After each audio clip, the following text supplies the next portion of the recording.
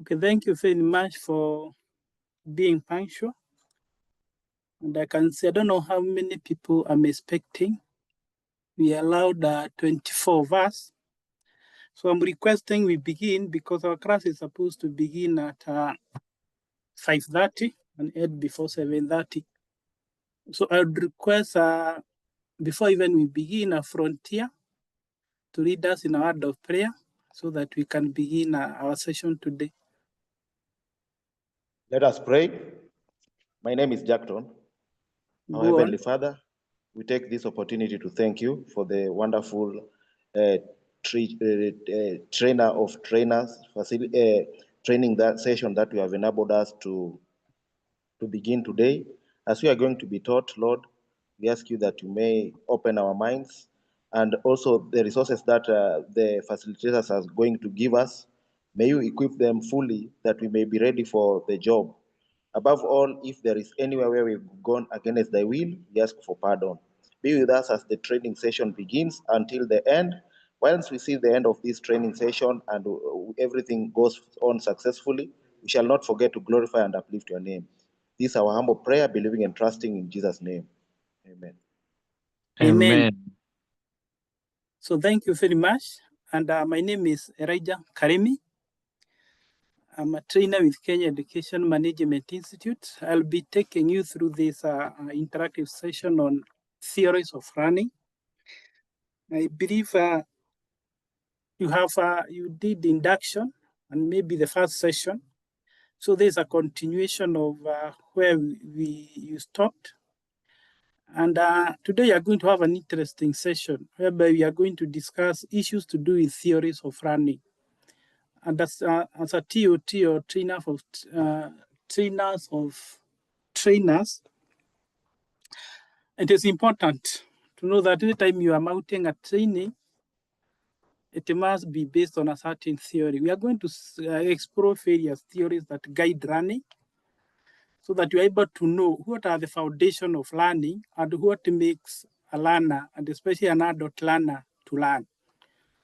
And we are going to see these are things that we have been doing, but we are going to see, maybe we have never realized that we have been basing our training on theories. But today, we are going to discuss various type of theory. And this one will be an interactive session because I expect all of us to contribute. We allowed 26 of us.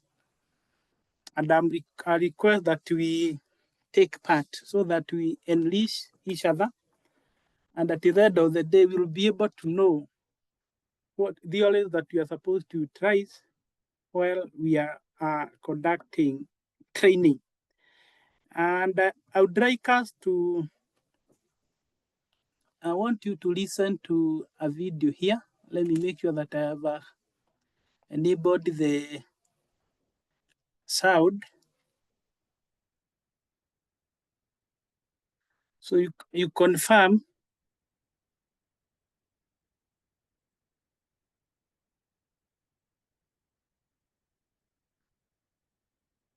By the end of this lecture, welcome. This lecture explores the basics of learning theories and their application in contemporary education. Mr. Yes, it's audible. It's audible. It is audible? Yes. So, thank you very much. Kindly listen to this video because after this, I'm going to ask you a question. It is an introductory video. And at the end, I will still close with an aspect of this video. So listen carefully. At a certain point, I'm going to stop it, and then you are going to answer some question. So listen carefully. It describes how these theories align with instructional objectives to foster a dynamic learning environment. The goal is to promote a teaching-learning process that empowers critical thinking and quality learning. So, let's begin with this question. How do different learning theories influence teaching practices in the classroom? Learning theories are foundational frameworks that seek to explain and predict how individuals acquire, process, and retain knowledge. These theories provide teachers with insights into the cognitive, emotional, and social factors influencing learning, guiding instructional practices and curriculum design. Broadly categorized into several schools of thought, learning theories include behaviorism, cognitivism, constructivism, humanism and connectivism. By understanding these diverse learning theories, teachers can adjust their teaching strategies to meet the varied needs of their students, fostering an engaging and effective learning environment. Ultimately, learning theories serve as a compass for teachers, illuminating the intricate pathways through which knowledge is built and shared, and empowering them to create meaningful educational experiences that resonate with learners of all backgrounds. Teachers can develop effective teaching strategies, create conducive learning environments, and ultimately enhance educational outcomes. The importance of understanding learning theory. Understanding learning theory is crucial for teachers, curriculum designers, and policymakers alike, as it provides a foundation for enhancing educational practices and outcomes. This deep understanding enables the creation of more engaging, impactful, and inclusive learning environments. Teachers can design their teaching methods to better suit the diverse learning styles and needs of their students. Here are several key reasons why grasping these theories is essential.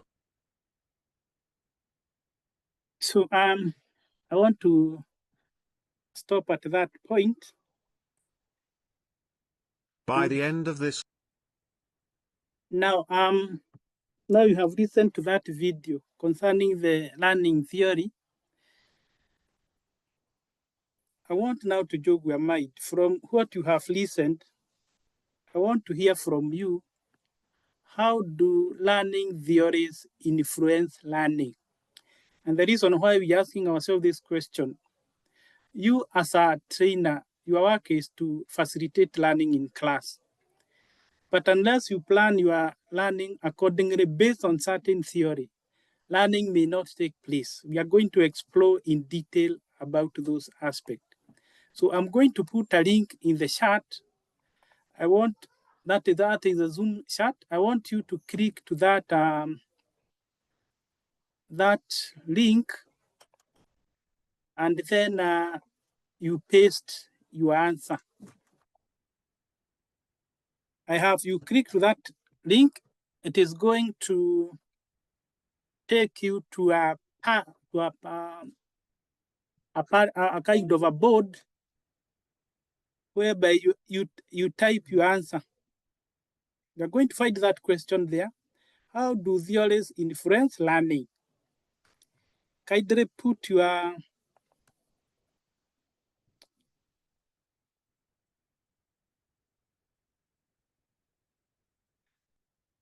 go to that link. How do theories influence? When you go to that board known as Padlet, I can see people have started to join. Kindly, and don't read what the others have written because you're able to see what the others will have posted. So kindly put your response there so that we begin from a common point. How do theories influence learning?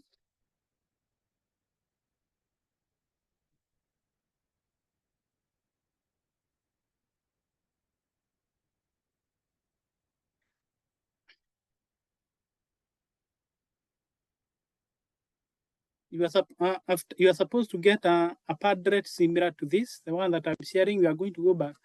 You are supposed to be somewhere there. I hope everybody have managed to. I want you to go to that Padlet, click the link, then tell me how do theories influence learning from what you have heard. After you have written your answer, you just publish or you submit your response. Share the link. Let me post the link again on the Zoom chat. It is there. I hope you can see it now. After clicking the link, it is going to take you to a board like the one that I've shared.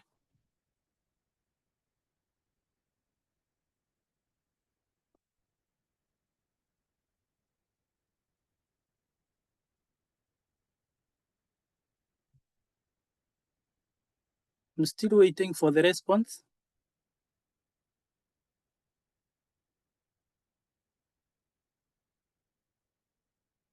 And make sure that you participate. One of the aspects of our training is participation. I'm expecting allowed how many responses? 28. Good.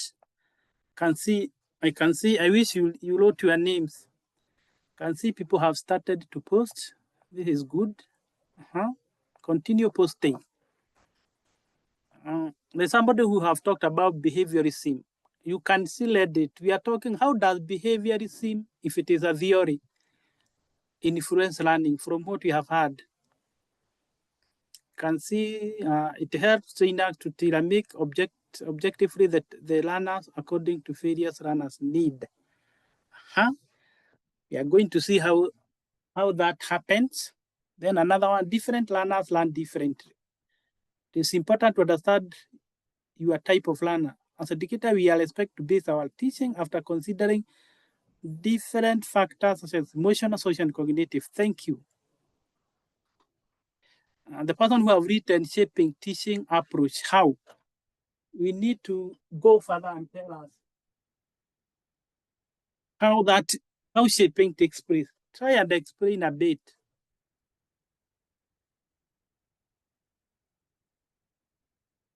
Try and explain.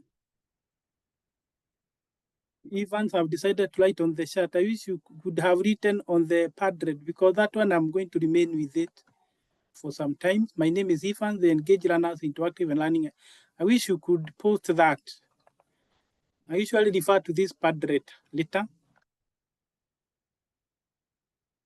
So far, how many?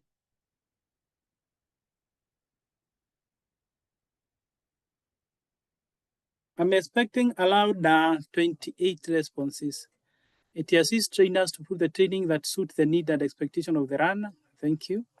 Steve Impore says, theories of learning promote critical thinking in learning. They summarize the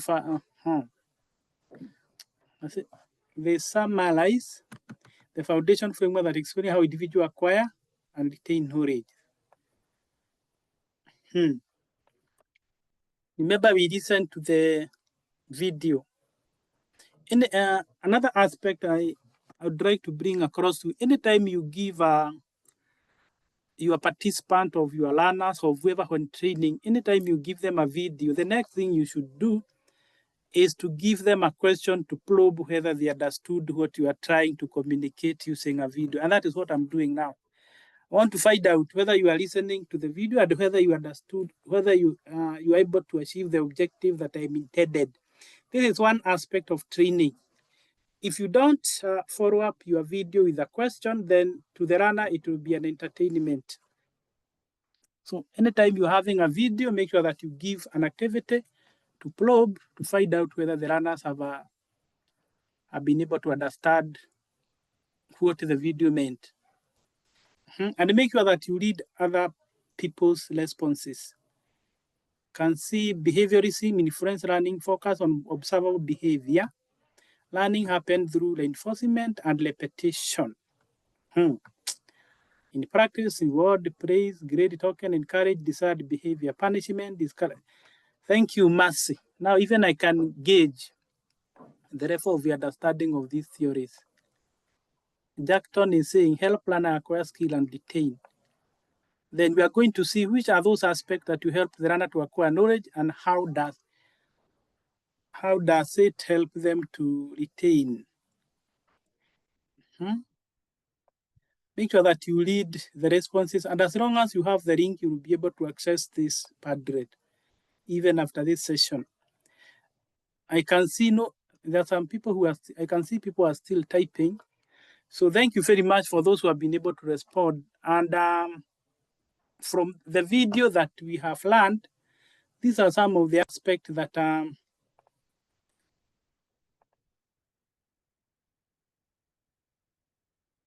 these are some of the aspects that we expected. One thing that we're supposed to understand, and it came out very well from that video, is that when we say that somebody have learned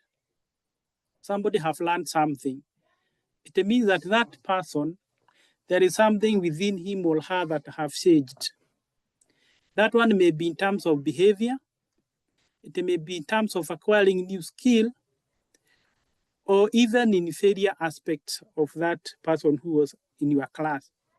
And another thing you need to learn about learning is that learning will always take place in an environment. And the way you configure or you arrange your environment will determine whether the learning will take place or not. And that is why we are saying that for learners to learn, the learner must be in a certain, you must expose the learner to a certain experience. And if there is anything that will change within that learner that you last, that is what we call learning. And that is why sometimes somebody can say that you can go to a class or a lecture hall and you talk for 40 minutes, but no learning takes place because there was no change that took place to those people that you are training.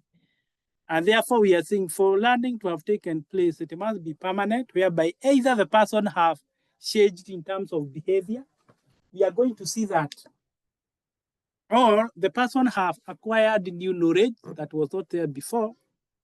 The person have acquired skill. The person is able to do something that he could not have done before, meaning that the learning have taken place. So that is what we mean by learning.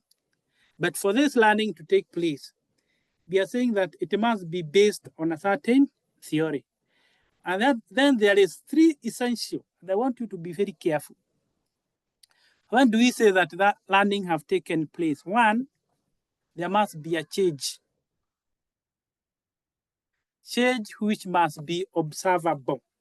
Now, I would like somebody to unmute, because you say there's an tracking. What do you understand by this change which must be observable? Who can give us an example?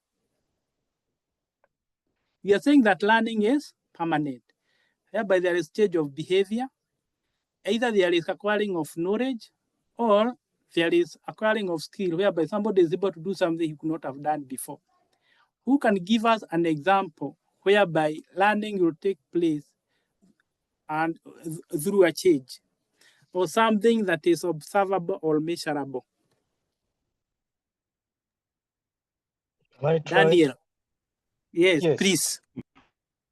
From my understanding is that when you talk of change, generally it is about, especially in the context of training, is around three things. Either I have learned a new thing, therefore my behavior changes, or I have unlearned.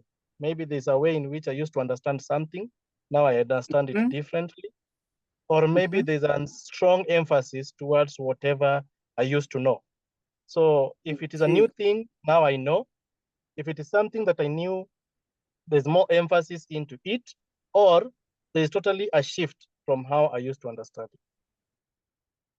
Thank you very much. Thank you. I think I don't need to add anymore. It means, and he has given a very good example. Either you learn something new, you relearn because maybe you relearn something that you have learned before, or unlearn. There's something that was put across. Maybe whatever you were doing before was not correct. Then you unlearn and you learn afresh. I want somebody else to tell me, somebody in this experience. We have started with the change and it has been explained. What about experience? Somebody else. In learning, we say there must be an experience. What do we understand by experience in learning? Who will give it a try?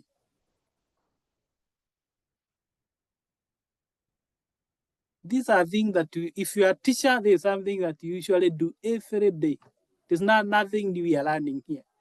Who can give us in this era of CBE? what do you understand by experience, which provide the stimulus or practice? Who can give us an example? I don't want to call you by names. Okay. Salome. Yes. For me, I can say when it comes to experience, we can say that learning has happened when there's an activity which has been undertaken. For example, for us, matters experience is the fact that we are in a lesson, and it is the fact that we are now doing a lesson. So to us is that we are experiencing this lesson. So experience can either be undertaking the activity or listening to a lecture, something that is experiential. Thank you, Salome. Thank you very much. You are saying for learning to take place, the learners must be put in an environment whereby either there is an activity, or even when you talk about taking, let me give an example. When you take learners for a field trip and you expose them to a certain environment, you want them to learn, you are putting them in an experience that you could not have done it in class. That is what we talk about, stimulus or a practice. Your work is just to stimulate learning by putting the learners in a certain environment. And that is why we are in CBC, we talk about experience. You plan experience for learners to learn. Either experience is what Madam Salome have said, they are listening to a radio, you take them to the internet, or you take them to the garden to plant sweet potato. That is an experience. Or you take them to the garden to undertake soil erosion. That is an experience. And from that, they learn. Then the other element of learning, and I want somebody else, is retention. That one is straightforward. What does the retention mean? And then how do you connect the three? So that when you go to train people in a class, there is a change, there is experience, and there is retention. You plan for them. Who can try retention and connect the three?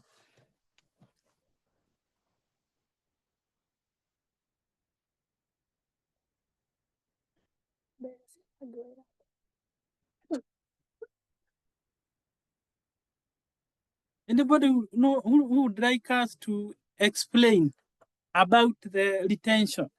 You are saying it is we ensure that what is learned endures. What does that mean? Salome, you want to try? Okay, yeah, I wanted to say that retention is gauged when we have now the output. For example, when we have learned some content, we can know whether there is retention through application. Also, gauging whether there is some memory by questions. That is where the exams come in, assessment, all that. No. Mwalimu, can I try as well? Maybe to add value to what Salome said. Yeah. For me, retention is about the learner identifying with whatever they have learned, accepting it and owning it up. Because a number of times you may train a learner something that is good from your perspective as a trainer, but if they don't accept it, if they don't identify with it and also come to a level of owning it up, then for me, I don't feel and think that the retention has happened. So for me, the retention comes to the level of identifying, accepting, and also owning it up. That is when now we can say that the learning is endured. And Daniel, how can we measure retention? Now, thank you, Daniel. How can we measure retention? When can we say that learners have been able to retain the knowledge, the skill, or the attitude that you have exposed to them? Okay, thank you. I think for me, that question can be answered in the form of, if we take it to the level of teaching, which is basically an aspect of training as well, is that the learner can quote or maybe memorize or even say word for word whatever was said. But at a training level, they are able to not only identify with the concept as it was trained, but also play around with any other idea that comes along with the points that were given. For example, if for today I was trained about how to cook ugali, and maybe I am in a position of saying that I add water, make sure that the water boils, and then I add unga, and then I stir the unga. If I can say it word for word as the way the teacher was saying, which is to me a cramming or memorizing element, then I can say that that particular student retained that thing. But when we talk of retention from a point of training, then they not necessarily have to use the unga of ugali. They can also use unga of maybe sorghum or wheat or whichever, basically just to ensure that the principle that was taught can be walked around through various aspects. Thank you, Daniel. Thank you very much for that. Christopher, then you go to Hambo and even Shalop at some point. Christopher, you're making all Shalop, Jared. Yeah, to me, Dr. my understanding of retention, you can test the retention maybe by submitting like exams. And then the way they are going to answer maybe the CAT or the exam, you will be able to understand that they have retained the knowledge. Thank you, Sharop. That's good. Then, Mpore. Thank you, Daktari. Like Salome and Christopher, I also concur that assess or retention can be measured through assessment. That is when training is in progress. You can measure whether the trainee has actually retained what they have just been taught, like what you've just done a few minutes back. And then now, after the training, you can now look at whether this trainee is able to apply what they were trained to do. So basically, you'll just look at the processes, see whether they are now doing it correctly. Yeah, thank you. Thank you very much. And for all those who have participated, thank you very much. And remember, we are building toward theories of learning. And whatever we are learning here will be based on theory. And that is why we are saying for the learning to take place, there must be a change.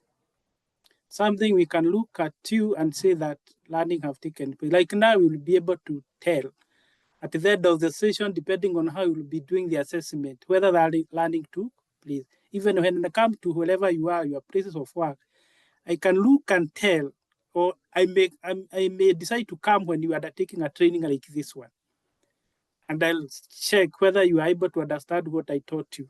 I'll be able to tell whether change took place. Now the question is, experience is now what I'm putting you in now. Like we are in an online experience and we are having a discussion.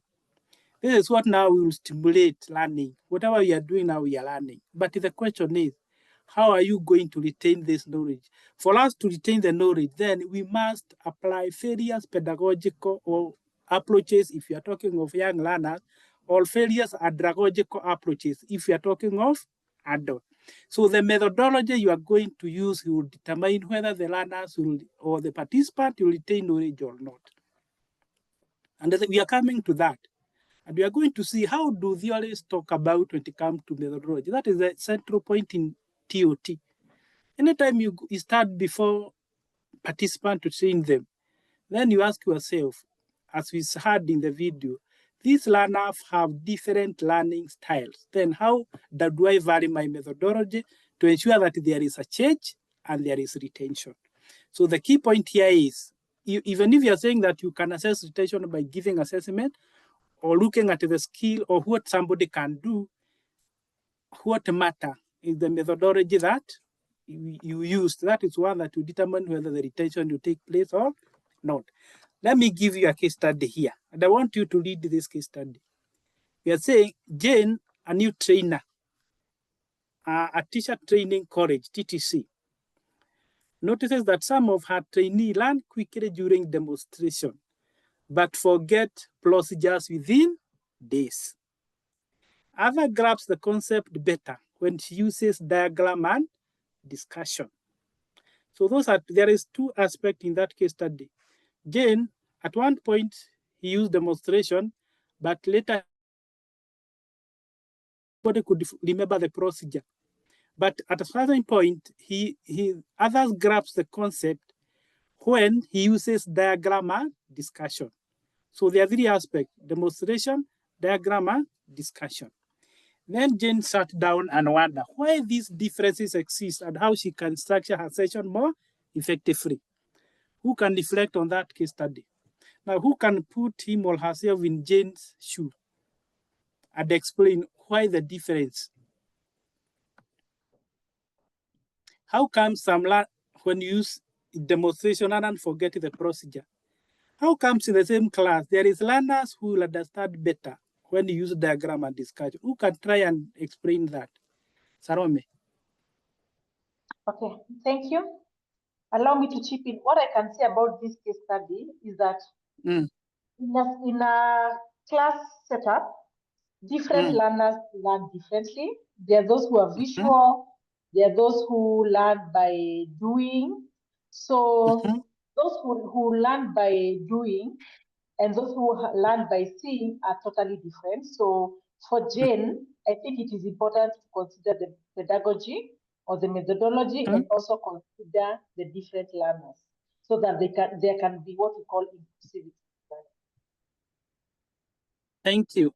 Christopher Kimeu.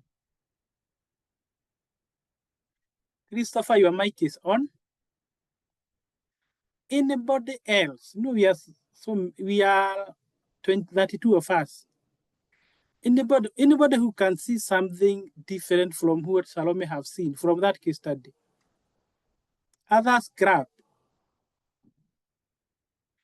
Okay, if from Jane's point of view, now we can have a reflection. This reflection means that that is what Salome have said. That anytime you go to a class, whether it is learners or adult, you are going to, if you have 40 people in a class, you are dealing with people, 40 different learning styles. If there's similarity, well and good. And that is why Jane, we are saying here, he needs to learn from violins how to handle different learners. So that, as I said earlier, when you go to class, you are able to select methodologies that will cater for each and every learner. And if there is any difficult class you will find yourself in, is when you are training adults. You know, when you talk of TOT, in most cases, we will be dealing with adults. These are people who you can lose within a short period of time. They may refuse to learn from you.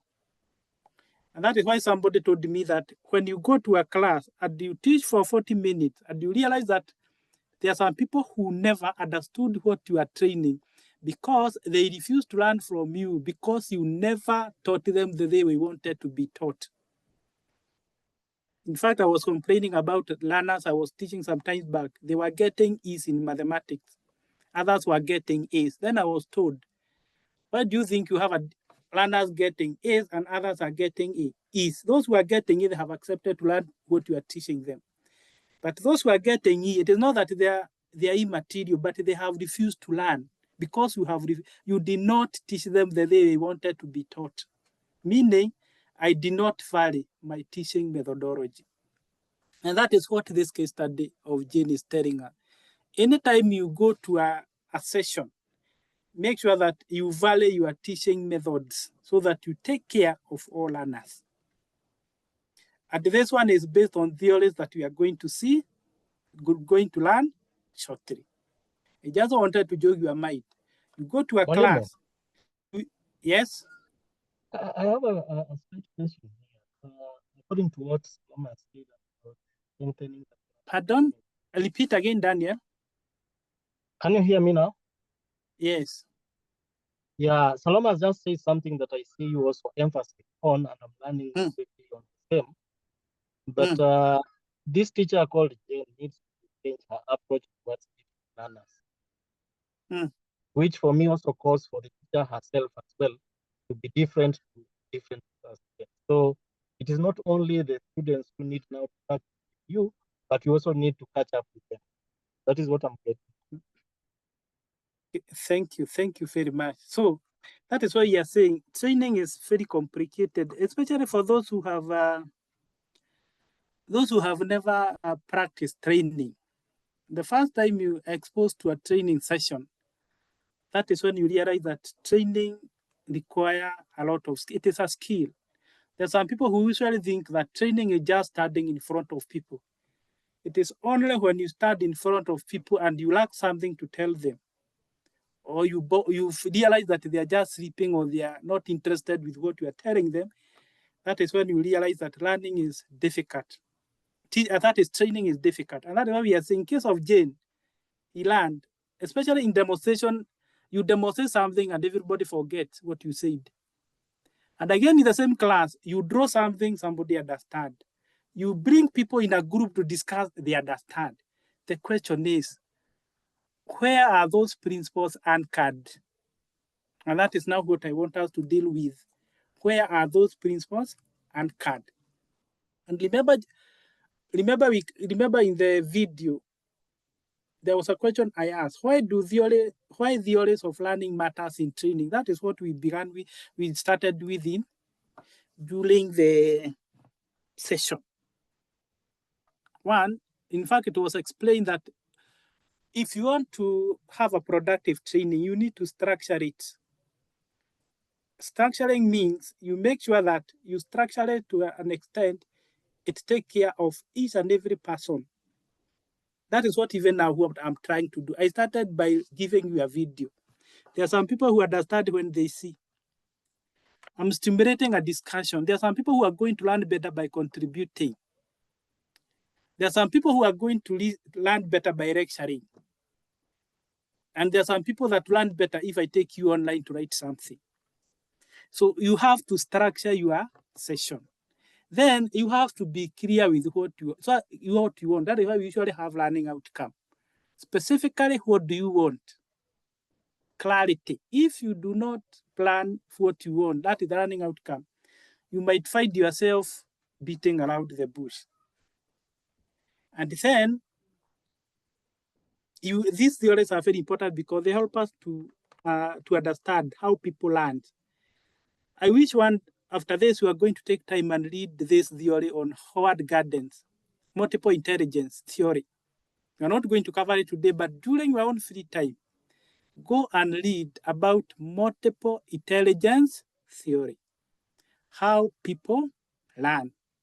And then you'll be surprised to realize that when you go to class and you only use one methodology, you might be only training one person out of 100. Because different people have different learning style. So, and that is why we are saying design what you need to do as a trainer is to structure your program. I have talked about the structuring. What you are going to begin with is set a video. After that video, give an activity to probe whether they understand the video. Then after that, are you going to engage in a group discussion? Or are you going to give them a project? That is, you structure it like what we say, we usually talk in normal learning, a lesson plan. A lesson plan is structuring what you are supposed to do.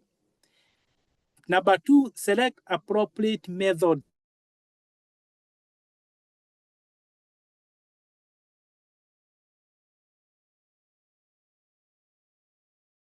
You only be addressing one learner. And ensure inclusivity by catering valid learning style. If you read Howard Gardner, multiple intelligence theory, you realize that there are some learners who learn best. They are known as musical. Meaning, if you sing as a trainer, those learners will learn better. Or you can bring you can structure your learning whereby there is music in course of session. There are those that are mathematical. They learn better when they are numbers. The same class. Then how do you ensure that you cater for musical? And how do you cater for mathematical? That is why we are talking of inclusivity. What about those who learn by doing? How do you ensure that they do something to learn? And how about those who learn better by saying? How do you ensure that there is a debate in class or a discussion? So that is how you are supposed to, as a trainer, design your program. choose the appropriate method and then ensure inclusivity. I have another case study here. Let us look at this case study because I'll ask you a question. At a county education workshop, 2 trainers deliver the same topic. Trainer A used lecture only, while Trainer B combined role play, discussion, and mentorship activities. Participants reported that they remember and applied Trainer B lesson more effectively. Now, who can explain this scenario? And I want somebody different from Salome, Daniel. From what we have just discussed, who can try and reflect on this case study? We have 2 trainers. One decided to lecture. The other one decided to use role play, discussion, and mentorship. The same class. Sylvester. Yes, Mwalimu, I think the trainer B, who is combining role play, discussions, and mentorship activities, is able to reach more students, because as we have learned, that different people have different approaches of learning. So when you are having multiple approaches, it means you're going to cover more people than trainer A, who is only focusing on lecturing. So it means those who are musical will not be able to gain from his presentation. Thank you. Thank you, Sylvester, for that. Thank you, Sylvester, for that input we are using. I think you have an issue to do with internet. There was somebody who had raised his or her hand. Somebody else. Okay, Jackson. Yes. Okay, actually, I did not want to repeat. That's why I lowered my hand. Okay. What my colleague has just said, trainer B has done what he assists what we call inclusivity, because we said that if we have like 40 people in a class, we have if we have 40 people in a class, we have people with different learning approaches. So trainer B actually has touched every aspect, because there are those people who are going to understand better through their discussion. Others who are going to, when they do the role play, they are going to understand. So he has used what I can summarize as inclusivity. Thank you very much, Jackson. You have used the right word. Remember, we are coming from this right here. Design structure, select appropriate method, ensure inclusivity. Trainer B was able to structure that in course of the training, there will be different methods. And he ensured that there is inclusivity because learners have got different learning style. And this is the reflection that you have just talked about.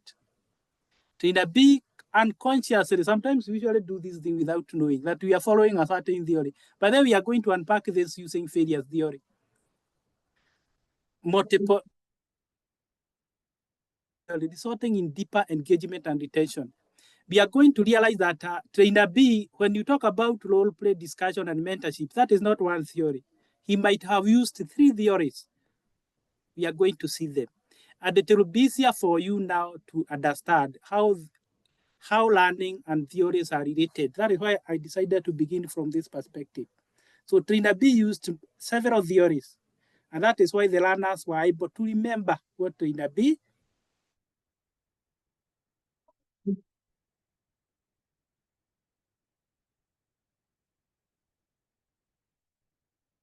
I want us now to look at those major learning theories. Now we have talked about introduction. Now I want us now to embark on these theories. There's somebody who mentioned about behaviorism.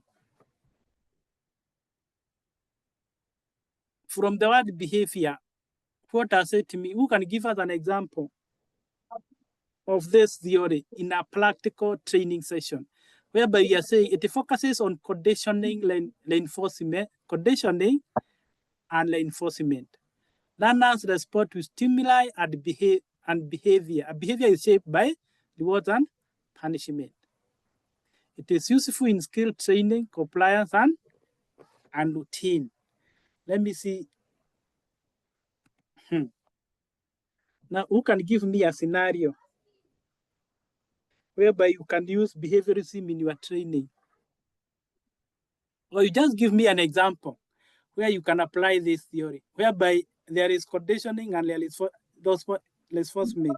Those who did psychology, there is a famous theory on behaviorism. Who can remember that theory? Faith? Yeah, thank you. Let me try. For example, in a classroom, yeah, where a teacher rewards students using praises or stars every time they answer a question correctly. Now, you'll find that over time, students may tend to repeat the correct behavior. For example, answering questions, paying attention to the teacher, because at the end of it, they know that they will be rewarded or they will be appreciated positively. Okay. Good. Thank you very much. Humble. Yes. Yes. Give us an example of behaviorism. Give a typical example. I think, Daktari, what you are referring to was classical theory by Ivan Pavlov, who conditioned a dog, that dog to learn that each time he rang a bell, I think it was, I actually learned it some time back. So I think it was actual time, whenever he rang a bell, the dog would begin salivating or something like that. Thank you. And what happened after ringing the bell for several times? What happened to the dog? Anytime, you know, it's okay. Let me not explain. Let me go to somebody else. Anyway, I wanted you to relate that classical conditioning theory by Pavlov to a classroom setting, whereby he could ring a bell and then bring food to the dog. It reached at a point whereby anytime he rings the bell, the dog will start salivating, whether there is food or not. In a classroom situation, give me an example. How can you use behaviorism to ensure that learners acquire skill and retain them? Behaviorism. There's one aspect of anybody who can make a try. Daniel. And then Elijah. Elijah, you can go first. Yes, I wanted to bring an example of behaviorism in a class. You know, when a learner comes maybe to class to learn, he or she has a reason as to why he has come to class. There are those who come to class because they want to acquire a certificate. And they are just a certificate. And there are those who come to class because they want to learn and apply that skill elsewhere. So those are two. So there is that reward of a certificate, and there is that you internally you want to award yourself through gaining the skill, which you want to apply outside. Thank you, thank you, thank you. Then we go to Daniel, then I'll come to Sylvester. Daniel, your hand is up. Yeah, allow me to use two examples. In the adult context, when I want to encourage behaviorism, as a trainer, I may use a list whereby if you do well, I can write your name on the board. Besides, maybe it was the right end or the right left, the left end, just to say that these are the best learners of the week. So whenever you see your name there, you're more encouraged to learn, because when the lesson is going on, the other students or the other learners can see that the name of the other person is there. So the other ones are also asking themselves, when can my name be there on the board?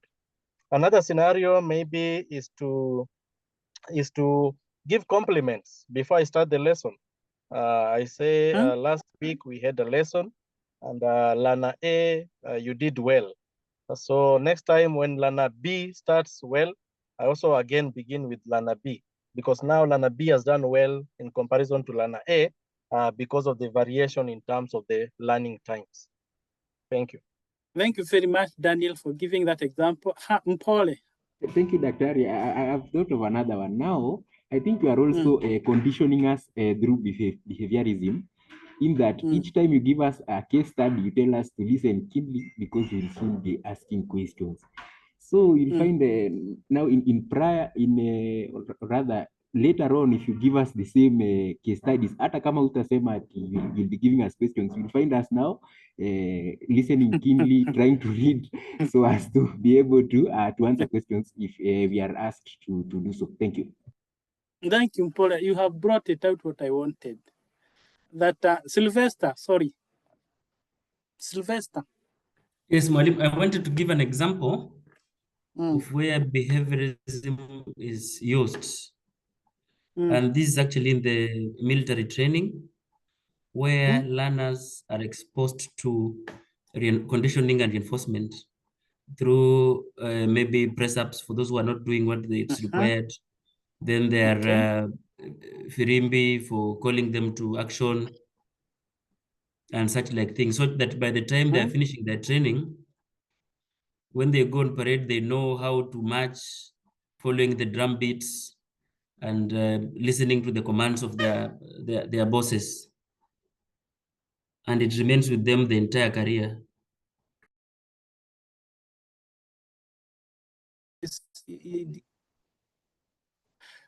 Okay, thank you, Sylvester. We lost you at some point. Thank you for your contribution.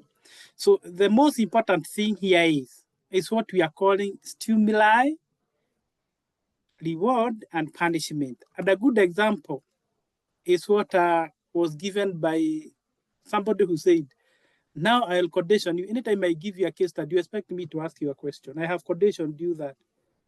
That is an example of behaviorism. And this is whereby if you are a trainer, what is the implication? You need to have a clear objective and you need to keep on repeating. Remember what Pavlov did. He kept on ringing the bell until the dog became conditioned that anytime there is a bell ringing, the food is coming, the dog will start salivating even before the food arrives. Now, even that is what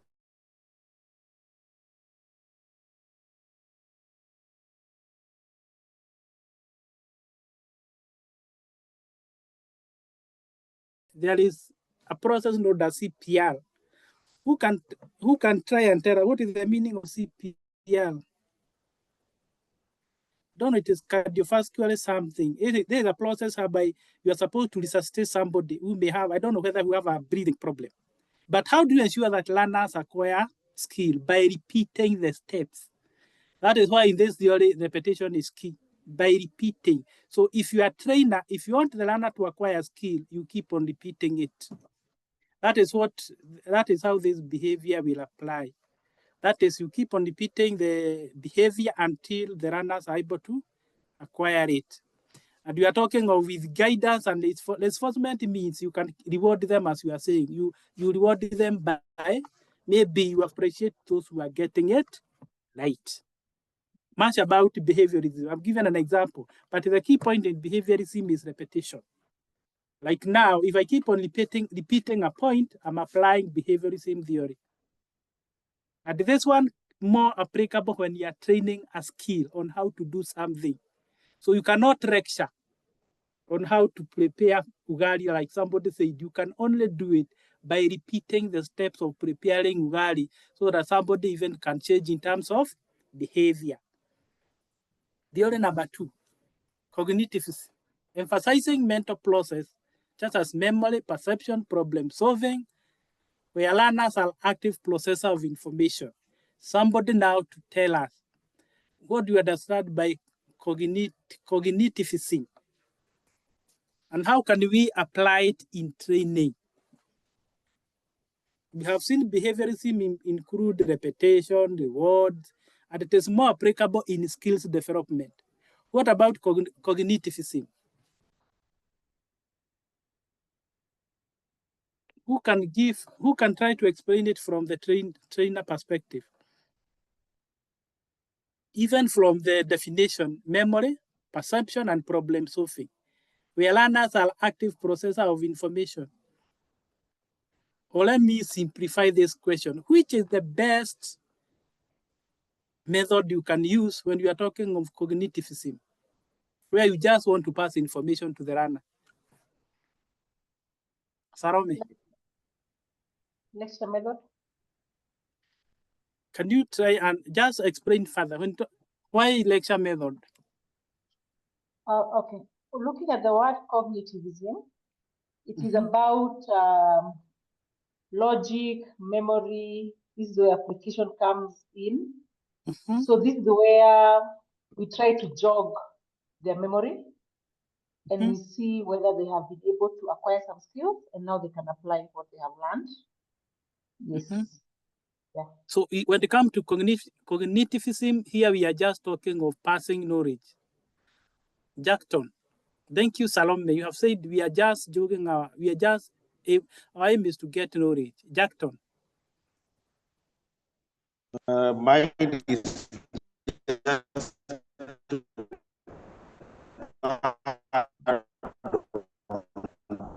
Jackton, we cannot. I believe that when there is and answers to test if okay. Hello. Yes, we are you getting me?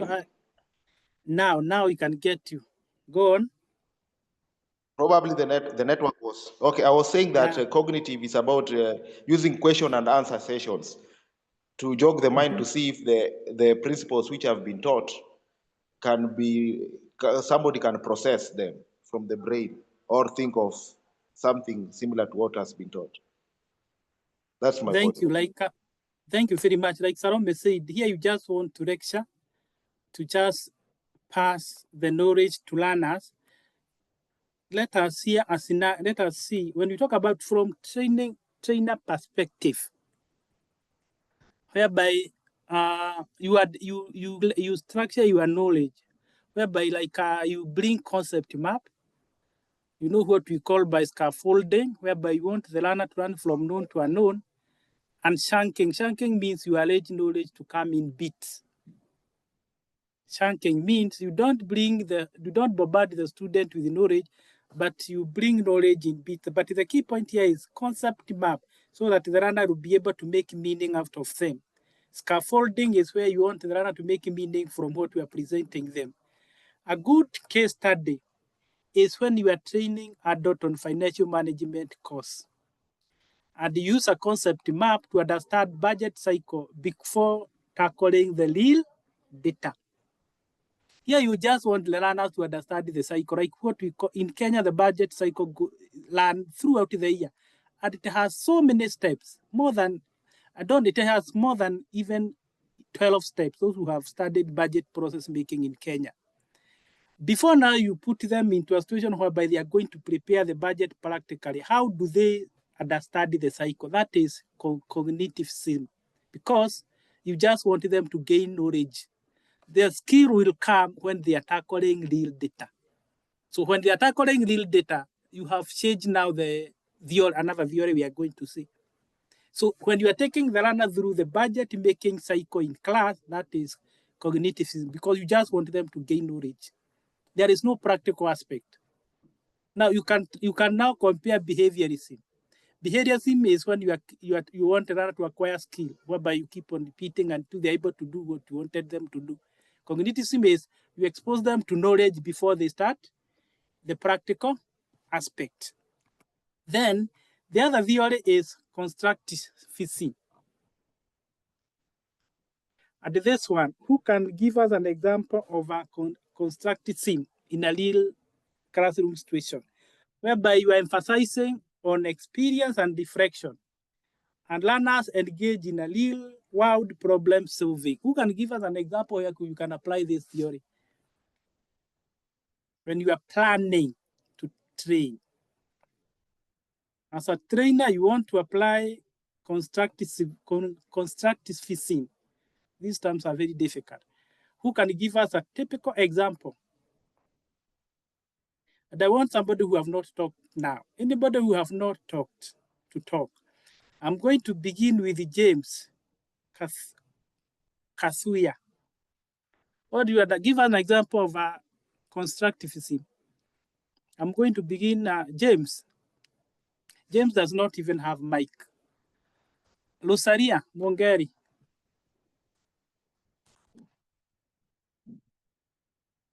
Just give an example whereby you are exposing the learner to experience for them to learn. James, go on. James is on and off. Rosaria. Like giving trainees practical work. Give us For a specific example, if I'm a carpenter, I give them a sofa set to make. Yeah. You give them engage them in a real world problem solving. Let me ask a question. If you want the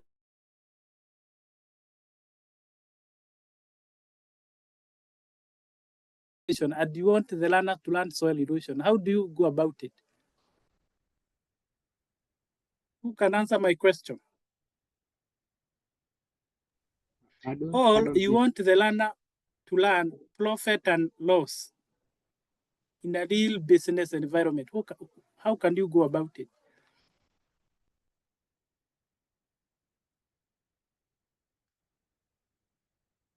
Somebody to attempt. Either you want the learner to learn about soil erosion, or you want to understand, you are teaching them on profit and loss in business. How do you go about it? Isaac. I want to answer something here. Concerning the aspect of, let's take, for instance, we are learning on an aspect of agriculture, whereby you take learners and say, okay, you want to train them about the germination. Definitely, you will have to put this kind of a seed into an environment that is quite conducive for germination. Then you get into the learners into an observation. Probably after the second day, you come and see how the process has come up. And thereafter, you can see when the germination comes up is when somebody can learn through practical experience that this is a condition that can enable the plant to go through a germination. That is what I can say about maybe the practical aspect, in whereby somebody can see what exactly the results have come out of that. Thank you. Thank you very much. Mwololo, before I comment on what, Mwololo, your mic is on. Do you have a background noise?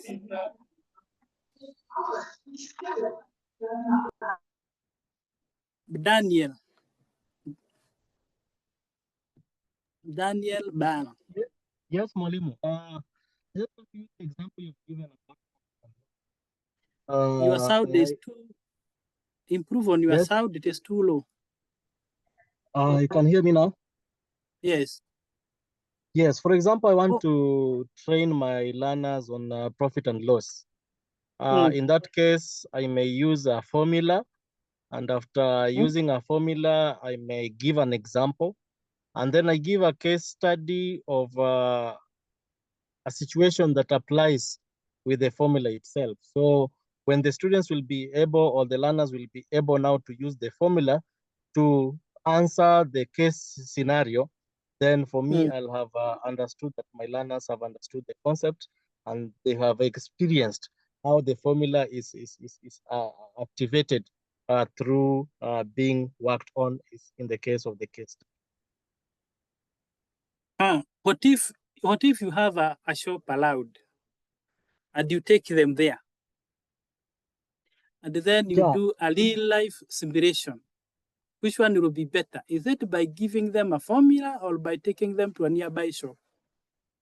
I think taking them to the near shop will be practical and very effective because I'll tell them that the shopkeeper bought this loaf of bread at 50 shillings and the selling price now is at 50 shillings. So the element of profit and loss in that regard comes out. We are losing you, Daniel. Yes, can you hear me now? Malim? Hello. So thank you, Daniel. We have lost you. I hope. Thank you very much. What I was trying to bring across when it comes to this theory,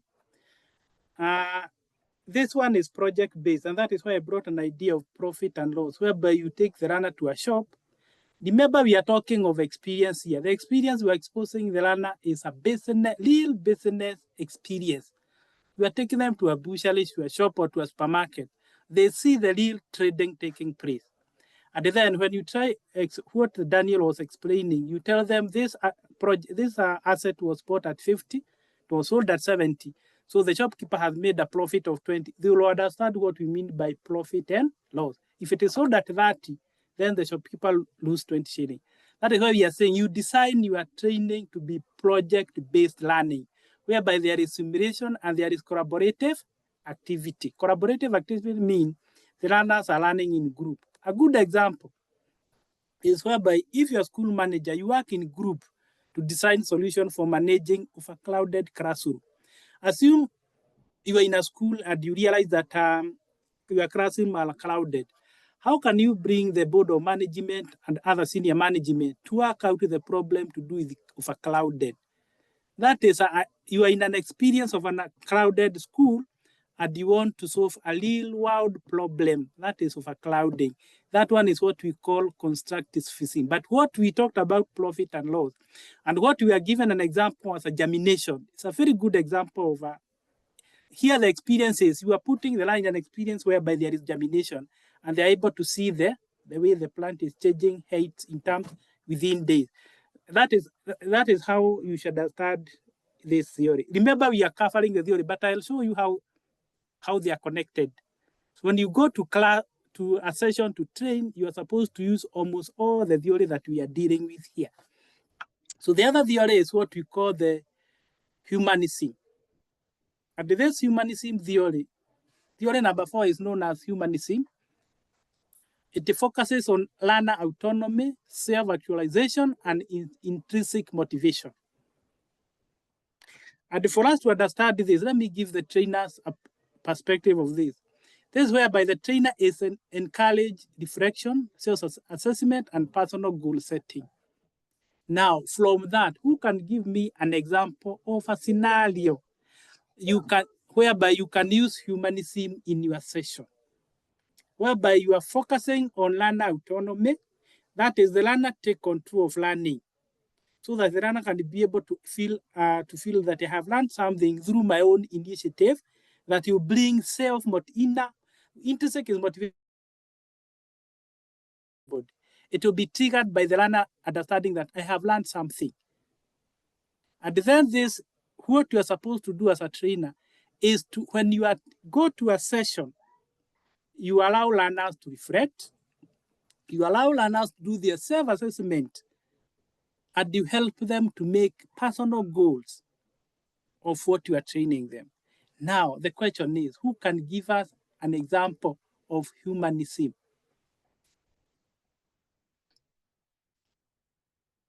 Humanism. Who will try?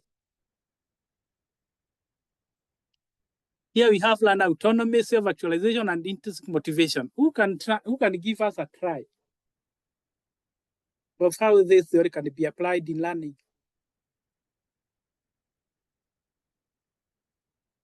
Okay, Mpore, give it a try. Perhaps I can talk about a university research project that is normally issued to students at the end of a course, whereby now they are told to go out there, do a research, gather data, analyze it, and establish facts. You see, here students are now exposed to what they have been taught theoretically. Analyzing now they go out there. Come again, please. Hello, Dr. There's something you said, analyzing and doing what? You are analyzing and doing what? You talked of a university project. They will analyze the data, and then they will come up with the findings. They'll establish findings, which now will probably resonate with what they have been taught in class, or this way they will widen the understanding of a concept. Thank you. I think you can explain it better, Daktari. Thank you. Thank you. Hi, another perspective. I want to see humanism. Esther. Yes, good evening. Good evening. I wanted to explain this one, how for example, in class, when let's say it's a science lesson and the topic being taught is nutrition. So in this self-assessment, you can ask autonomy first. For autonomy, you can ask every student to go and assess their diet for 1 week. Then in then after that, after they've collected, let's say, the meal for that 1 week, we can start. They can discuss how the meal is affecting them, and from there, maybe you can talk about balanced diets, how others can apply, what changes they can make in their meals. Yeah. So thank you, Esther. Esther and Paul, you have almost talked about the same thing, whereby learners take control of their learning. And this is an example that I have, whereby if you are trainer, yes? Can I try to give another illustration, probably in this aspect of an example? I'm trying to look at it from the aspect of the person who's going through a training in a sports activity. For instance, you've given the concept of when you are training maybe in sports activity, yeah? Like maybe basketball or something like football or other athletics. You give the concept to the learner, you give them the tactics that requires by the learner to do. Then you want to take this person through such a kind of a training to see if the person can take charge and control of himself on that kind of a skill. For instance, like when you are talking of an athlete, you say this person will have actually to measure the time that he can increase on time measure. Then eventually you set the objective that probably during the gold medalist, you require to have maybe time of this and this and this and that. By the time this person goes for that time, he really internalizes and sees that it's a motivation. If I achieve this time, I eventually going to take a gold medal. And that's when now it gives that person an intrinsic effort to put more target. Isaac, I can't get you. Yes, just now. Am I lost? You are getting me? Yes, are you hearing me?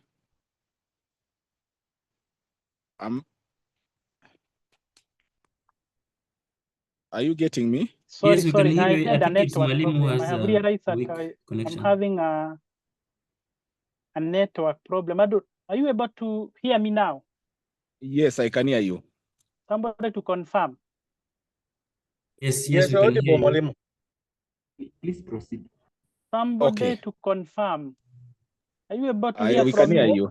Please proceed, Doctor. We can hear you. Jackton, Thank you. I can hear you. Mpore, are you able to hear from me? Yes.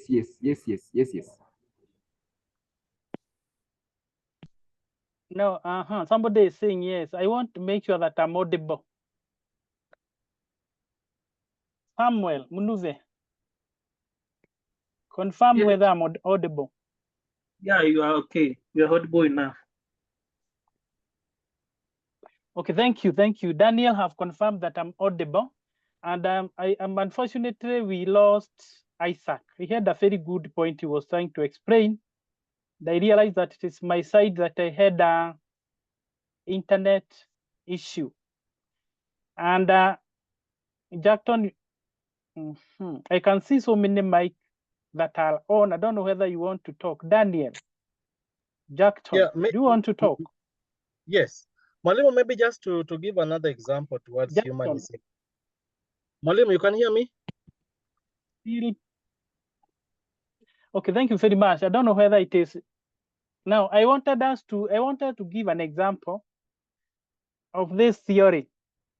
When you are training participants to set professional development goal and reflect on progress, it's just an example.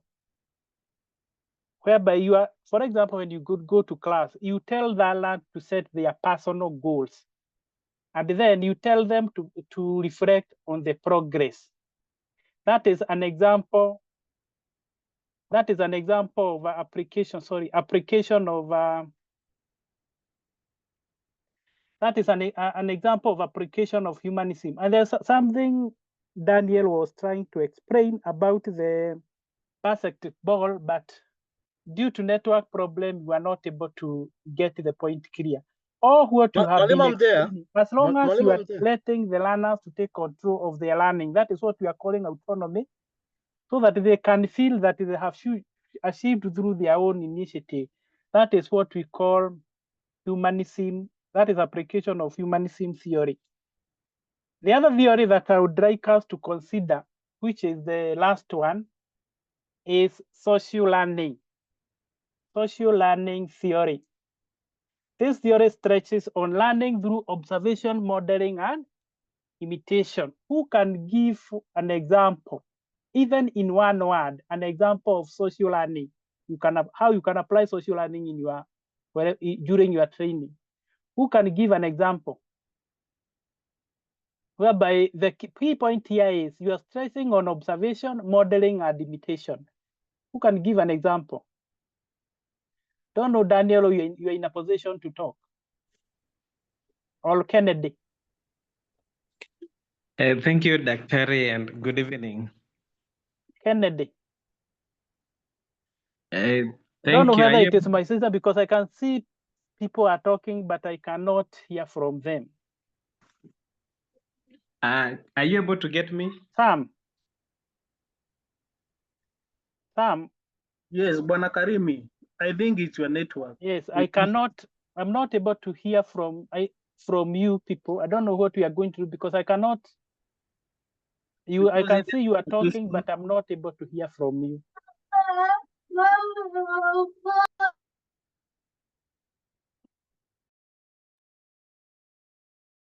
Don't know whether it is my system that have an issue. The participants Sam, are you able to hear from me? Yeah, now we can hear you. But unfortunately, I cannot hear from you, Sam. Or maybe you log out, then you log in again. So allow me to restart Just so Sam, out. I'm going to leave the meeting, then I'm going to join. Yeah. Because I'm not able to hear from you. Okay. Let me restart. Just give me 2 minutes. I restart so that we can move. We can be able to start together. Okay. Then I'll join. Then Sam will give me the co-host again.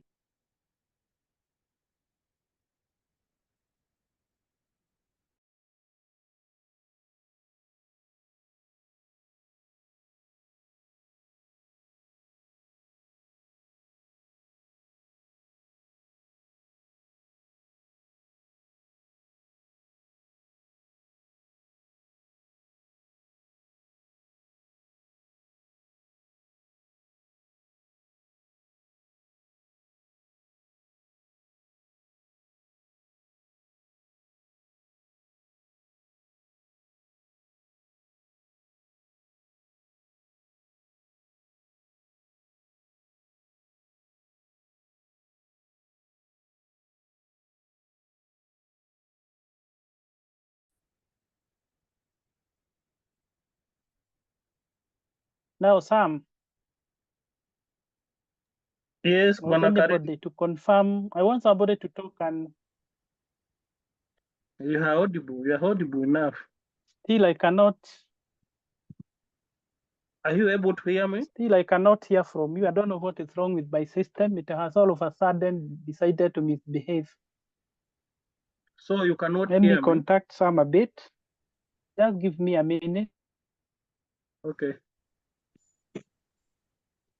But Mr. Sam, you are audible. Me, I can hear you. Yeah, the issue is with your facilitator. Oh, it's okay.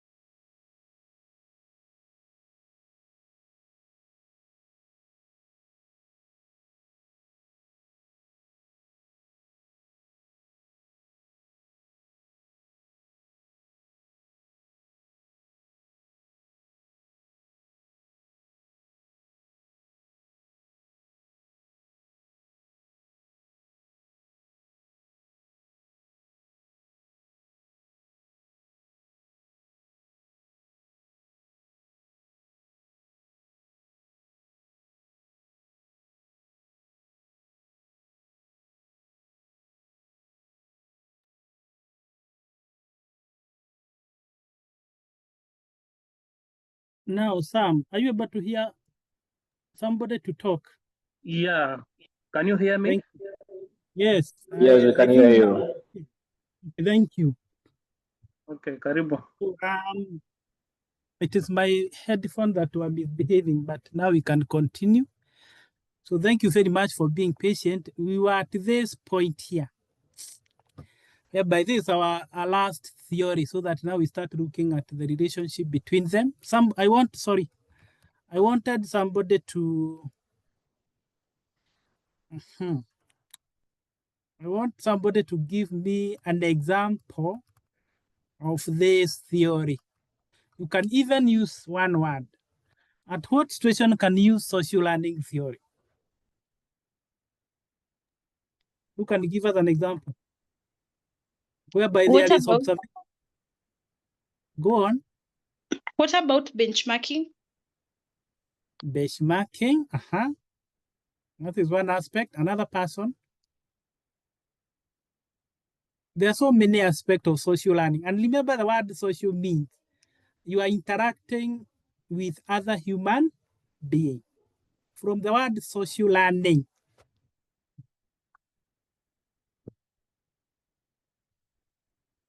Who can give me an example? Teaching children.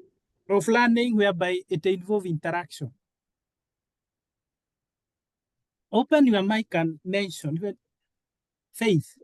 Yes. Group discussion. Maybe in a situation where learners will watch others, then they imitate the actions or they imitate what they are doing. What do we call that? I'm looking at the name of that. What do we call that? When you imitate what the other person is doing, what name do we give to that? When anybody else can help Faith. Inaitwaje? Elijah. Yes? Yes. Inaitwaje? Or let me give an example. When you put somebody who is more experienced to nurture somebody who is less experienced, what name do we give to that? A new teacher come to your school. Mentorship. Mentorship. I just wanted one example. All? Mentorship is a very good example of social learning. These are two human beings. That is why we are calling it social learning. Because there must be two people who are interacting, where one is more experienced than the other, and the other one will learn from the one who is more experienced. I wanted to hear from the word mentorship, even from the definition, modeling. How do you model something so that another person can learn? In class as a trainer, you should be able to model, or through observation, meaning you should put learners in an experience where they are able to observe. They learn through observation. So the implication when they come to this is that is whereby as a trainer you are supposed to demonstrate. You put learners in group to learn from each other, or you mentor them. Now you can see here we are talking of human being interacting so that they learn from each other, or one learn from the other. And a good example is new facilitator shadow experiencing. I gave an example. By the way, that is what we usually do. If I want to train somebody on how to train, that person will come and sit with me. Will listen to me, and then I'll be giving that somebody some 2 or 3 minutes to comment. That person is learning on if I'm training him or her how to do online training, whereby a new facilitator shadow experienced trainer and gradually model their approaches. That is one aspect of learning theory. Now we have covered 5 theories. Now this is how they compare to each other. And this is where now I want you to pay attention.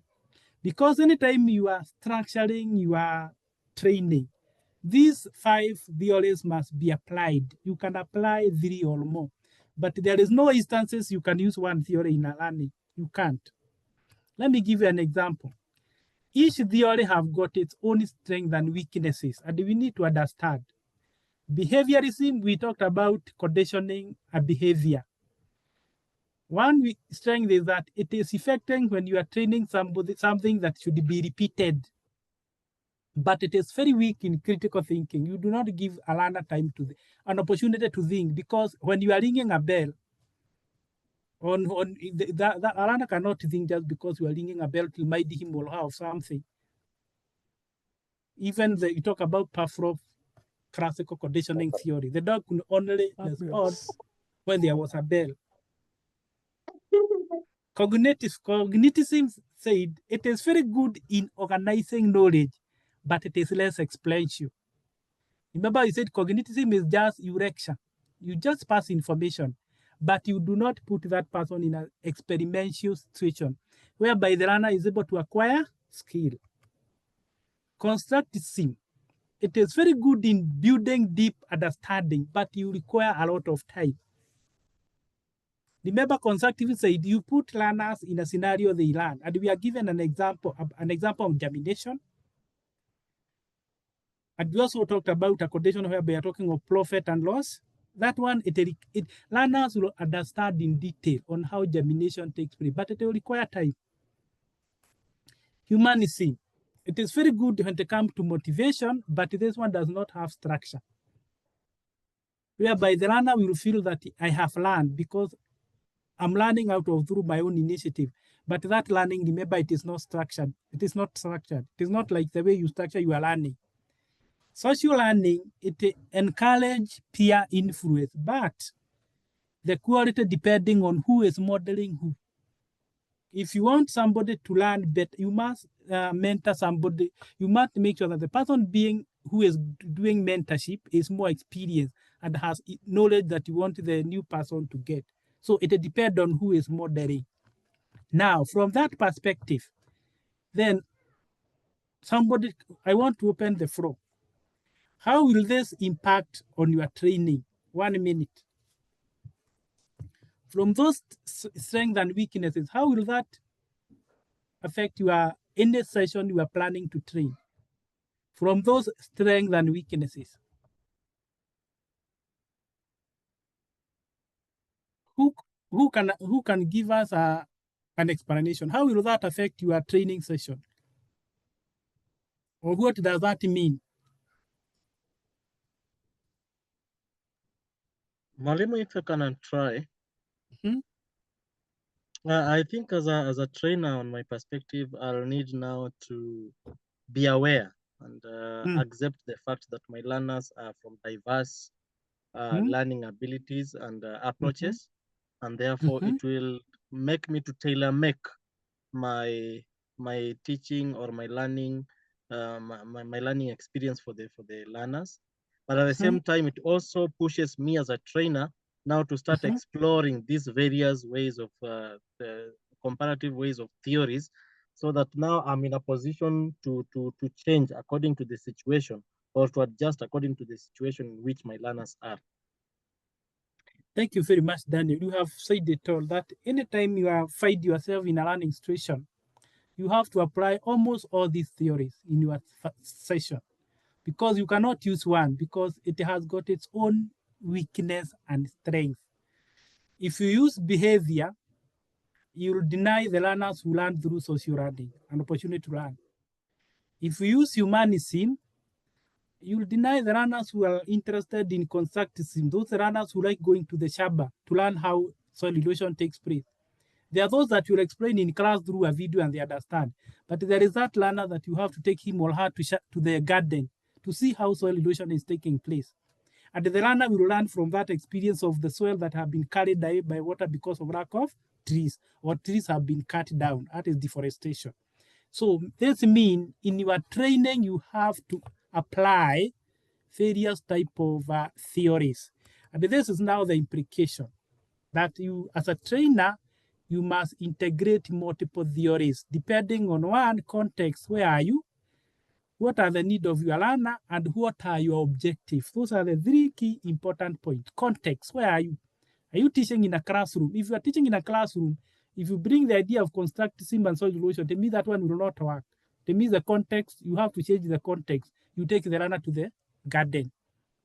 Then what are the needs of your learner? What do they want to take home? Remember, learners come to class with various needs. You need to take care of their needs. And then what was their objective? Now, a good example. When you are, I'm giving an example. I'm assuming I'm training principals. When I'm using a lecture method, I'm applying cognitivism. So when you go to class at your lecture, you're still using a learning theory. When you put learners in a group discussion, you are letting the learners to develop their own knowledge, constructivism. When you are doing mentorship, you are doing social learning. And when you are telling the learners to reflect on what they have learned, you are using humanism. Meaning, at any given time, you can apply all the theories that we have learned about. So you can see, I know you have been applying this method. Lecture, group discussion, mentorship, self-reflection, but maybe you never understood that you have been using learning theories. Now, make sure that when you are structuring your training, can you structure them bearing in mind which theory is effective for your learner? And that is why you are saying you integrate multiple theories. And then participants report that combination depend both knowledge and practice. This is a case study. When you are training, this is what you applied, but this is the response that the participants said. The participants reported that the combination deepened both knowledge and practice. Now, let me ask a question in 1 minute. Which theories among the 4 deepen knowledge and which one deepen practice? From what we have discussed, who can identify the theory that deepen the knowledge? You can open your mic and mention the name of the theory. Just knowledge. And which one deepen practice? Look at the 4, cognitism, constructive, social learning, and which one deepen knowledge? Cognitivism. Yes. Cognitivism depends knowledge. Theory, knowledge. Which one? I'm saying cognitivism, it depends knowledge. As you said, a lot of information is passed. Yes. And you are just supposed to grasp. And then behaviorism and constructivism, they deepen practice. What about social learning? Maybe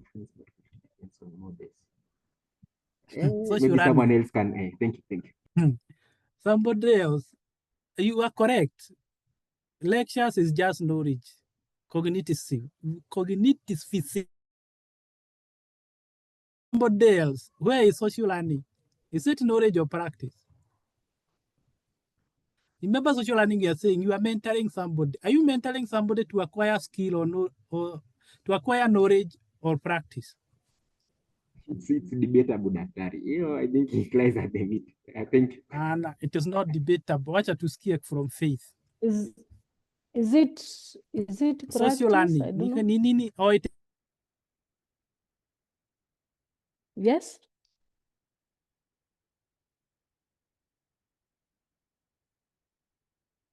Sikupati. else. Go on. Yes, are you getting me? For example, you are ahead of institution and you are mentoring a deputy. If you're head of institution,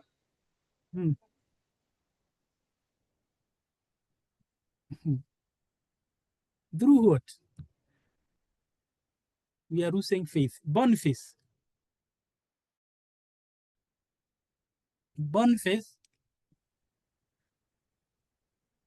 Lydia.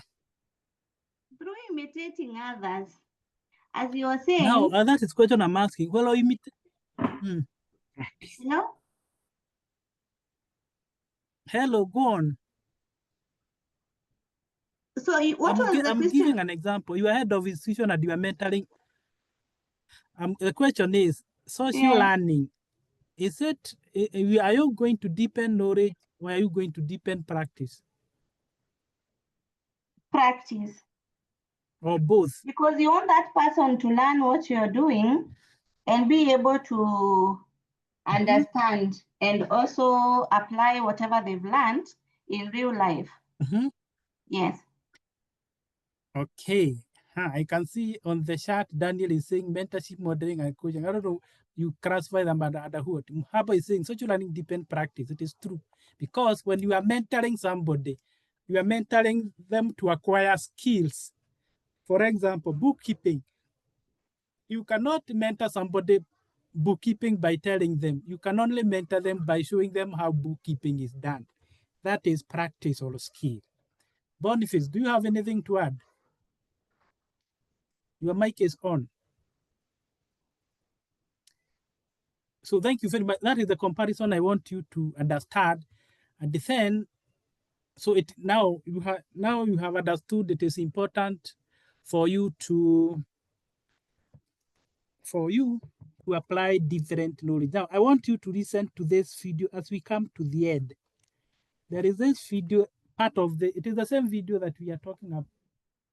We were discussing. I want you to listen to this part and you listen carefully.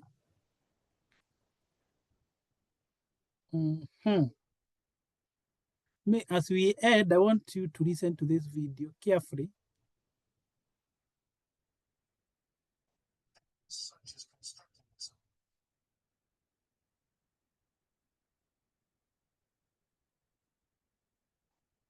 How teaching are conceptualized and implemented. Here are several ways these theories influence learning. 1. Curriculum development. Theories such as constructivism and cognitive development influence the design of curricula that promote active learning, critical thinking, and problem-solving skills. 2. Instructional strategies. Behaviorist principles guide the use of reinforcement and structured activities, while constructivist approaches encourage hands-on learning and inquiry-based methods. 3. Assessment methods. Cognitive theories support formative assessments that provide ongoing feedback, helping students and teachers identify areas for improvement and adjust learning strategies accordingly. 4. Classroom management. Understanding social learning theories helps in creating classroom environments that foster positive behavior through modeling and peer interactions. 5. Technology integration. Connectivist theories highlight the importance of digital literacy and the use of online networks for collaborative learning, influencing how technology is incorporated into educational practices. 6. Teacher-student interaction. Humanistic theories emphasize the importance of relationships and emotional well-being in learning, guiding teachers to create supportive and empathetic classroom environments. 7. Differentiated instruction. Insights from multiple learning theories enable teachers to tailor their teaching methods to meet the diverse needs of students, accommodating various learning styles and paces. Understanding these theoretical underpinnings is crucial for designing effective learning environments that cater to diverse learning styles, needs, and goals. By recognizing the theoretical influences on learning, teachers can customize their approaches to maximize student engagement, motivation, and academic achievement.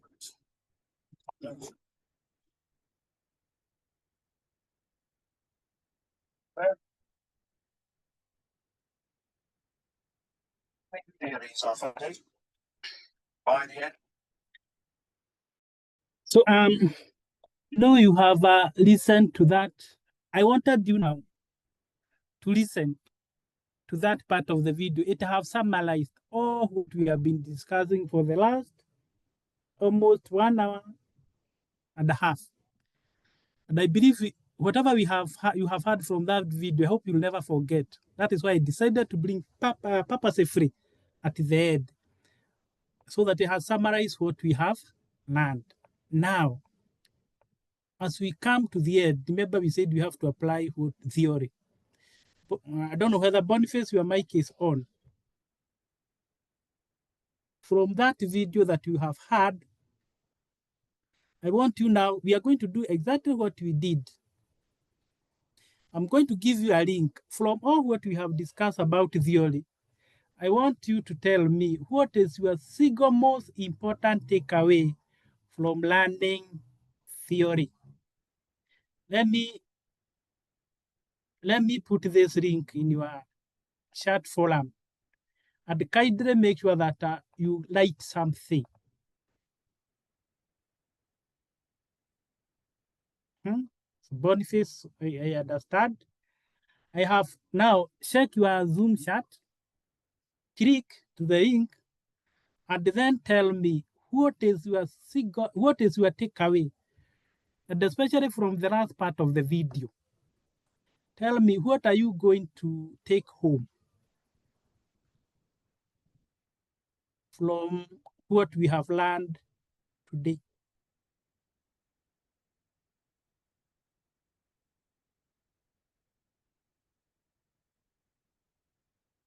Click the link and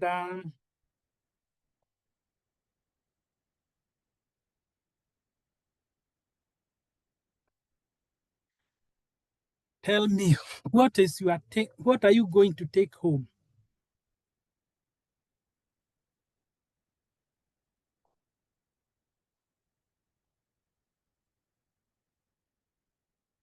So you are going to get something apart like that. What is your single most important takeaway from learning theory? And especially from the last part of the video that we have had. And I want to see how are you going to apply learning theory going forward as a trainer. And I expect each and every person to respond now because I want to have this reflection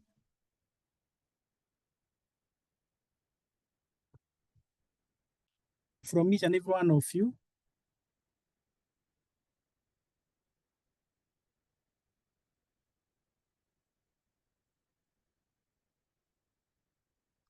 After you have typed your responses, you can post it and take time. Don't write one word. Explain the word you are, that one word. Don't just write one word, explain something. For learning to be effective, it is important to incorporate all theories.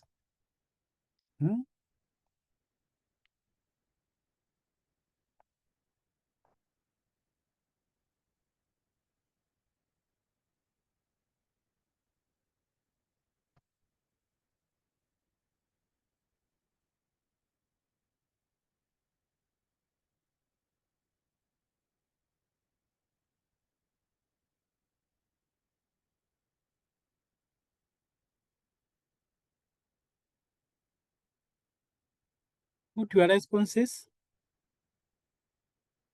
I'm expecting allowed 30 responses.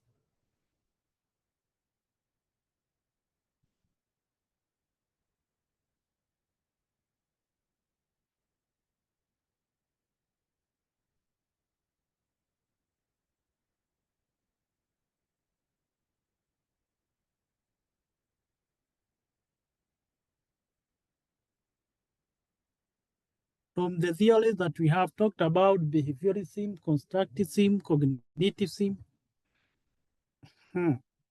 If you want your learner to perfect the training, then you need to incorporate all the learning theories for better understanding. Then Sylvester saying learners have different learning perspectives. The trainer should therefore use different approach to cater for every learner. And ensure, I hope context you are saying training must be done in the appropriate context.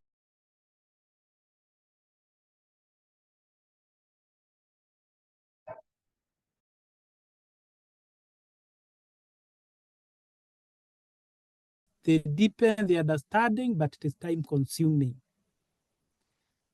Thank you, Sylvester, for that. The rest, you are not writing your name. I'm going to call you by very funny names. Somebody is Chipmunk. There is another one known as Whimsicott Firefly. I wish you wrote your name. Could be calling you by your name. Now I'll be calling you by very funny names. I'm still waiting for more takeaways as we end our session today. Mercy, thank you, Mercy, for writing your name. And thank you for reflecting extensively that effective learning happens when the learner is at the center. Their need, experience, and environment and motivation all shape how they acquire knowledge and skill. Behaviorism reminds us that reinforcement and practice matters. Cognitism shows that mental process like memory and problem solving are key. Humanism highlight personal growth, emotion, and self. And theory prove that we learn take away. No theory is enough. That is very good.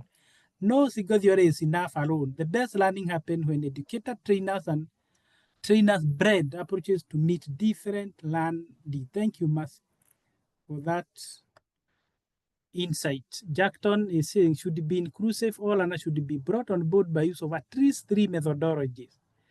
That is theories. Then who else?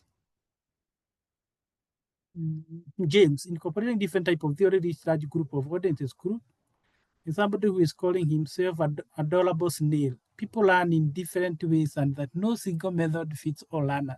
So trainer should adapt all the method. That is the importance of putting your name. I'm good. Boniface theories help trainers choose the right method, whether lecture, group, or simulation. Thank you very much. As the other people put there, make sure that you read this and every reflection. All right, my take home is that there is no single best approach to teaching and learning. I need to take into consideration. I like that the moment you are mentioning that there is no single best approaches. That is an enough takeaway, meaning now you'll be able to approach learning from a diverse perspective from various theory. Kennedy Osio. Knowing that each learner has different learning abilities, it is very crucial as a trainer to incorporate different learning methodology to cater for all the learners. Thank you. I hope those who are even in school have learned the importance of theory. Those who have led the framework behind CBC, there are so many theories that informed competence-based curriculum. You can go and read the framework on competence-based curriculum. You learn so many theories that were put in consideration when coming up with the reforms. So, some of the theory we have tackled them here today. Even constructive theory is one of the method among other method that I have been able to apply to my learners. Now you can realize that you have been applying those theories. So thank you very much. Those who have not posted, you can even continue to post. The link will still be alive. If you have it, you can save it, and you can continue with the discussion. I'll be able to see the discussion even after this.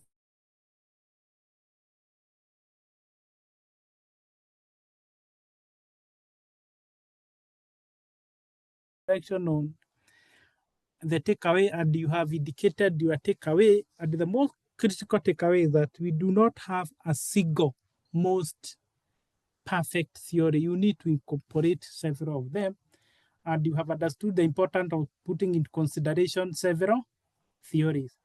So thank you very much for your attention. It is 7:25. I don't want to go beyond this. Class is supposed to end at 7:25.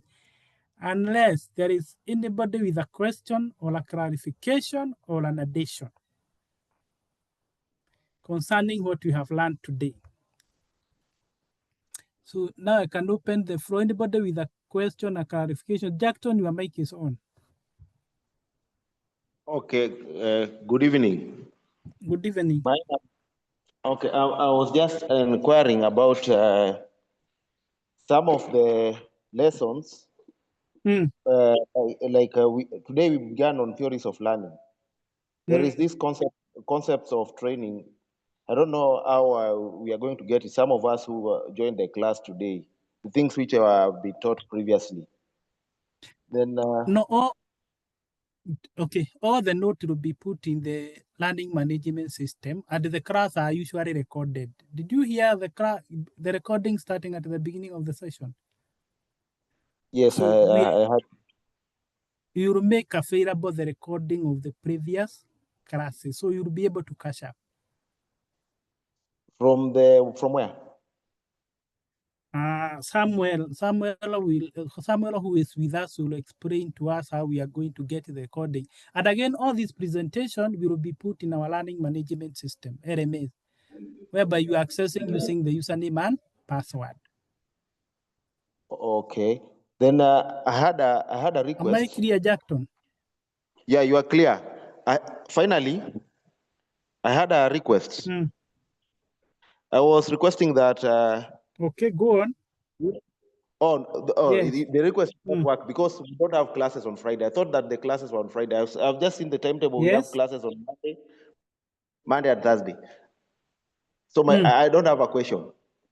You are requesting that? I thought that the classes were daily, but they are on 2 days. No, I'm saying. No. What is you are requesting we have a class on? No, I was saying. Don't know whether it is my side I have a network issues or it is from. I'm not getting your request, Jackton. What I'm saying is this. Are you able to get me now? Hello? Hello? Hello, buddy. Just repeating yourself now and then.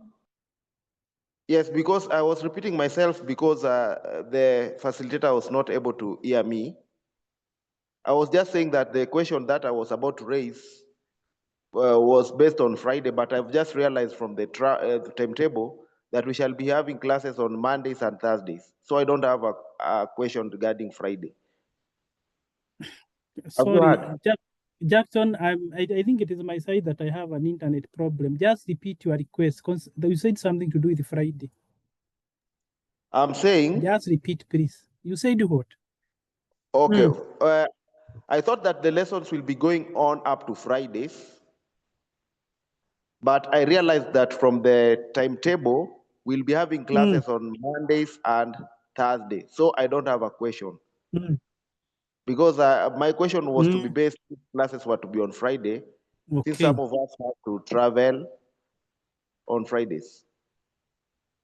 No. We avoid Fridays as much as possible. Thank you. Okay, thank you. Munuve. Yes, Bwana Karim. Before we go to Mpole, is it possible for the participant, those who did not participate in the first session, to get the recorded session? Yeah, how the recording will be posted at the WhatsApp group. So if you are not in the WhatsApp group, make sure you are in the WhatsApp group, because we usually post the recording after every training at the WhatsApp menu wall. So even this session will still post the records on the WhatsApp forum. So never worry about it. Bwana Karimi, are we together? Okay, thank you. Jackson, you'll get the missed session through make sure that you're in a WhatsApp group. Yes.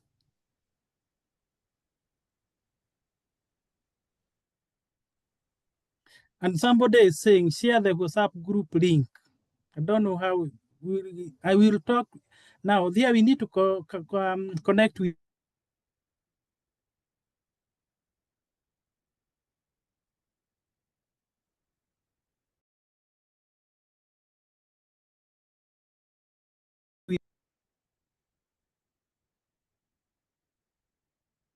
Shero. Mpore.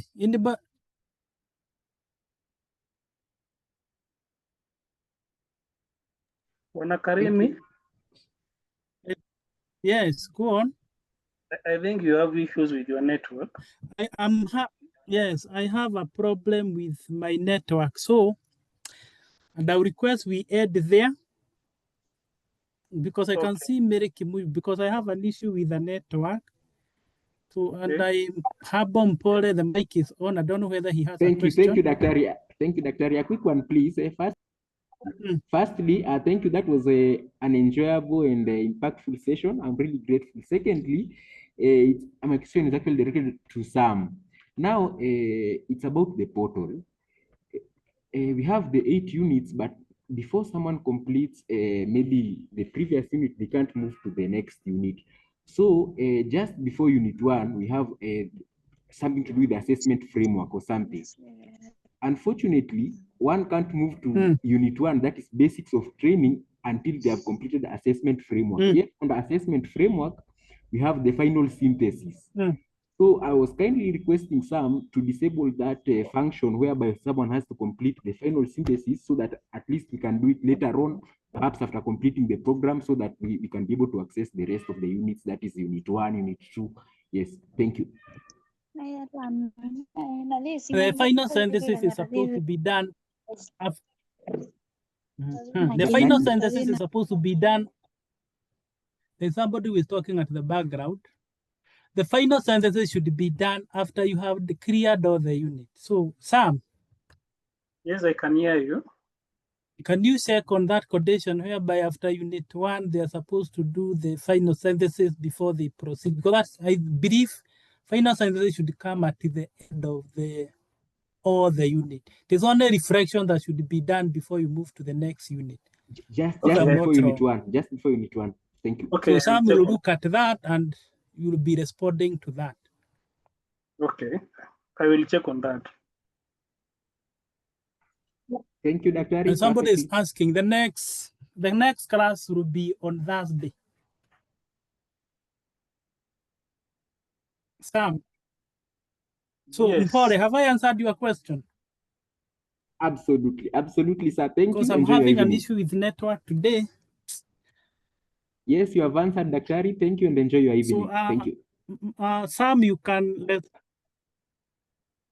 Okay, thank you very much. So since I'm having an issue with my network today, I hope we have managed to handle some of the questions that were answered concerning the final synthesis. Some will look at it because it's supposed to be done after all the units have been. It should not be a hindrance to the next unit. That is my understanding. And I hope Sam will take care of that. So that one should not be a worry to us. Mary.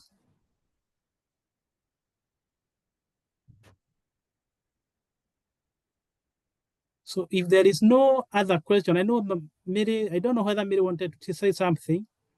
I would like us to not good today. So I wish you all the best and let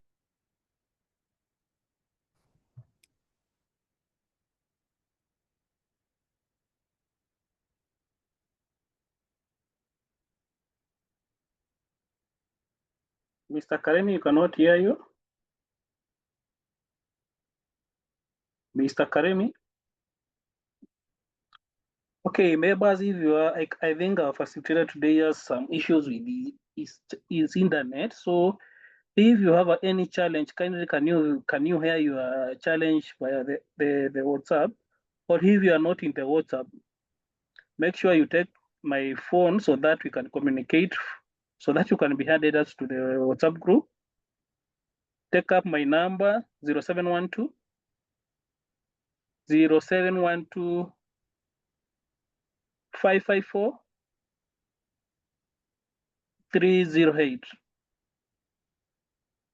0712 554 308. Kindly make sure you channel your challenge via WhatsApp. What's your name? Sam, I'm Samuel. And strictly, you can still reach me via normal working hours. Usitukol saa 3 usiku tafadhali. It's good you hear your challenges during normal working hours and strictly via WhatsApp. I will reach to you. Sam. Yes.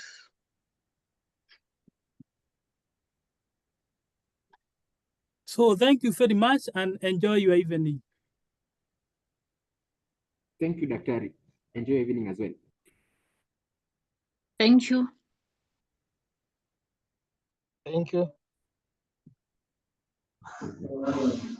Yeah, thank you. Good evening.